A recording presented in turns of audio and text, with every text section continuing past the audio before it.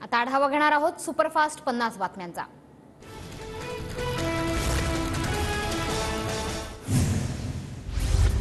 कार्यकर्ते नेते आमदारांशी ठाकरेंचा संपर्क नव्हता, आता सरकारच्या दोऱ्या माझ्या हातात। महायुतीत अजित पवार उपमुख्यमंत्री म्हणून कसे चालतात या प्रश्नावर शिंदेंचं उत्तर, एका वृत्तपत्राला दिलेल्या मुलाखतीत शिंदेंचं वक्तव्य। 2014 मध्ये महाविकास आघाडी स्थापण्याचा माझा प्रयत्न होता। शिवसेना भाजप सोबत गेल्यानं 2014 मध्ये मवियाचा प्रयोग फसला। भाजप आणि शिवसेनेत अंतर पाडण्याचा आमचा प्रयत्न होता। शरद पवारांचा गौप्यस्फोट। 2019 ला महाविकास आघाडीत शिंदेंना सीएम करण्यास आमची हरकत नव्हती। शिंदेंचं नाव आमच्या पुढे चर्चेत आलंच नाही, एका वृत्तपत्राला दिलेल्या मुलाखतीत शरद पवारांचं वक्तव्य।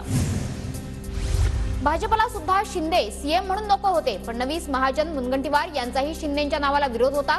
शिंदे भाजप आणि राष्ट्रवादीलाही सीएम म्हणून नकोसे होते। राऊतांचा मोठा गौप्यस्फोट।